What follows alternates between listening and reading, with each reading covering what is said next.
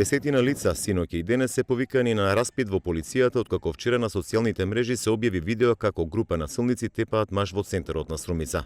За сега немаат детали за тепачката, од која две лица се пожалиле на повреди, од кои едниот со потешки.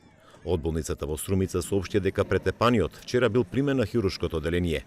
Кај него била констатирана фрактура на носната коска и физички повреди по телото и бил надвор од животна опасност. По интервенцијата на лекарите на негово инсистирање, потпишувајќи изјава, синоќа ја напуштил болницата. ОДМВР соопштија дека случајот го презеде основното јавно обвинителство во Струмица, од каде пак КУСО соопштија дека се работи на случајот. Јавното обвинителство отвори предмет по допрен глас, дадени се инструкции до надлежните институции за прибирање докази и утврдување на идентитетот на инволвираните лица во тепачката. Откако ќе го комплетираме случајот, ќе излеземе со официјално соопштение, информира од обвинителството.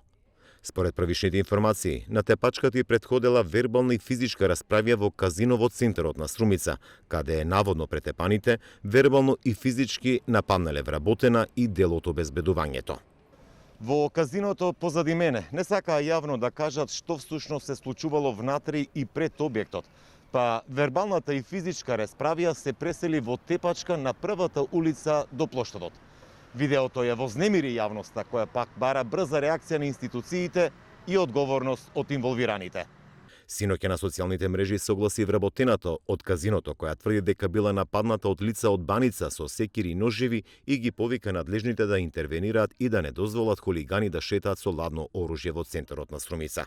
Дел од медиумите објавија дека во случајот били инволвирани луѓе блиски на премиерот и власта, споменувајќи и имиња, кои пак експресно демантира и отфрлија инволвираност во случајот, за кој надлежните не открија повеќе детали.